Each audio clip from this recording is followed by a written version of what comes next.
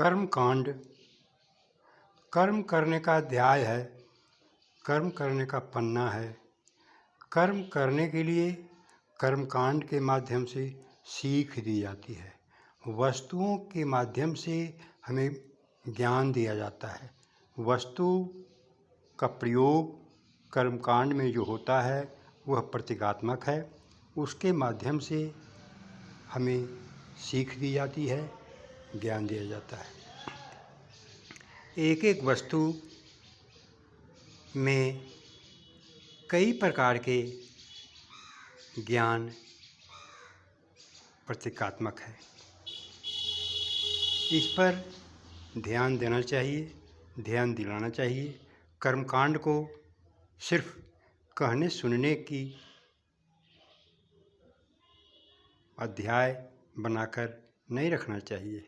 कहो और सुनो, बस कर्मकांड हो गया। पूजा का दिखावा कर लो, इधर चढ़ा दो, उधर चढ़ा दो, उधर रख दो, इधर रख दो। विभिन्न क्रियाओं को करवा कर लोग समझा नहीं पाते हैं, जिससे आज लोगों का कर्मकांड के प्रति विश्वास उठता जा रहा है। और जो कर्मकांड करवाते भी हैं वो कहते हैं, अरे ये भाई ये कर्मकांड है। अरे कर्मकांड क्या है? आखिर उसमें तो कुछ है, कुछ समझने की चीज़ है, कुछ बुझने की चीज़ है, कुछ ग्रहण करने की चीज़, कुछ तो गंभीर बातें उसमें होगी जिससे कि हमारी शरीर को, मन को, आत्मा को लाभ पहुंचता हो, शीतलता मिलती हो।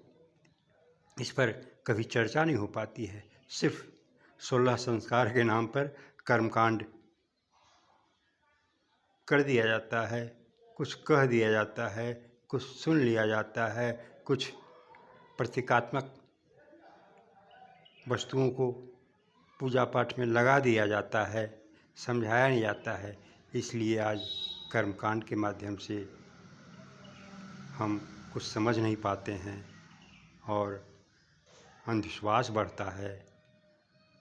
हमें उसके प्रति श्रद्धा नहीं रह गई है, हम श्रद्धाहीन होते जा रहे हैं। अतः कर्मकांड को स्पष्ट करने का कोशिश करना चाहिए, उसे बताना चाहिए। एक एक वस्तु प्रतीकात्मक है, उन प्रतीक को स्पष्ट करके ही मानव को जगाया जा सकता है। तभी कर्मकांड का सच्चा अर्थ होगा, तभी कर्मकांड का महत्व बढ़ेगा।